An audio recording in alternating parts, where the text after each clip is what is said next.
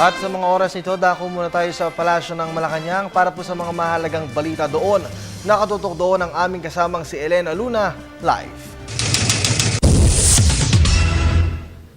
Maraming salamat, Kirby. Patuloy na pinag-aaralan ng Malacanang ang akmang legal na hakbang sa naging desisyon ng Korte Suprema sa Disbursement Acceleration Program o DAP. Ayon kay PCOO Secretary Herminio Coloma Jr., kasama sa legal team na nag-aaral nito si Budget Secretary Florencio Abad. Ito aniya ang dahilan kung bakit hindi nakikita ng publiko ang kalihim.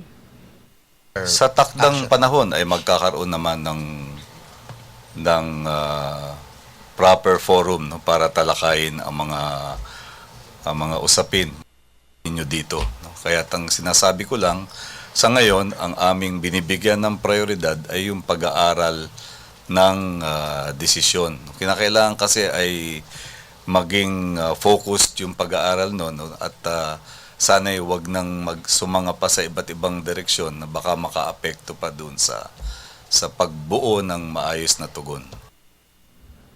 Ayon kay Secretary Coloma, merong 15 days ang Malacanang para tumugon sa desisyon ng Korte Suprema na lumabas noong July 4. Sinabi rin niya na dahil sa sub judice rule ay hindi muna maibibigay ng Malacanang ang listahan ng mga proyekto na nakinabang sa DAP. Pero magkaganon man, sinabi ng kalihim na mahalaga pa rin sa kanila ang pagtitiwala ng taong bayan. Sa lahat ng pagkakataon, tumatalima ang ating pamahalaan sa prinsipyong public office is a public trust. At sa kasalukuyan, katulad nung nakaraan at katulad din sa hinaharap, sa lahat ng pagkakataon ay yan ang prinsipyong gumagabay ng ating pamahalaan. Na kinakailangan ay maging bukas at maging hayag at maging accountable, no? Kilalanin yung pananagutan sa taong bayan. Dahil mahalaga yung pagtitiwala ng taong bayan. At hindi makukuha yung pagtitiwala kung hindi ganap, no? Yung pagsiwalat, yung pagpapaliwanag hinggil sa mga mahalagang issue na kumakaharap sa ating bansa.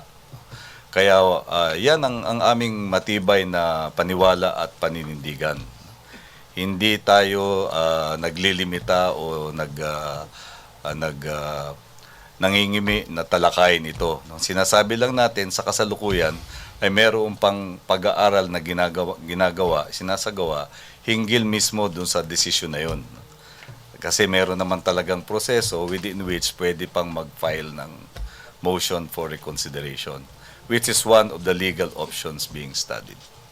So sir, At kung madagdagan ko lang no, patuloy na sinusubaybayan yung pagpapahayag na saloobin ng ating mga mamamayan. Ano ang kanilang saloobin hinggil sa mga issue na ito. At ano rin ang saloobin nila about the President and his leadership of the nation as a whole. We continue to monitor this, no? Doon sa social media at iba pang mga media platforms natin dahil at all times, we believe in accountability to the people as our bosses. Samantala, Kirby, sa schedule ni Pangulong Aquino ngayong araw, ongoing sa mga sandaling ito ang meeting ng Pangulo kasama si Energy Secretary Jericho Petilla. Kanina namang umaga ay nagkaroon siya ng dalawang meeting. Una ay alas 10 kasama si Executive Secretary Paquito Ochoa Jr. at mga kinatawan ng Department of Foreign Affairs. At alas 11 ng umaga kasama muli si E.S. Ochoa pati na rin ang Chief Presidential Legal Counsel. At yan ang ating balita mula dito sa Malacanang. Sa tulong ng RTVM, ako si Elena Luna para sa Telebisyon ng Bayan. Maraming salamat sa iyo, Elena.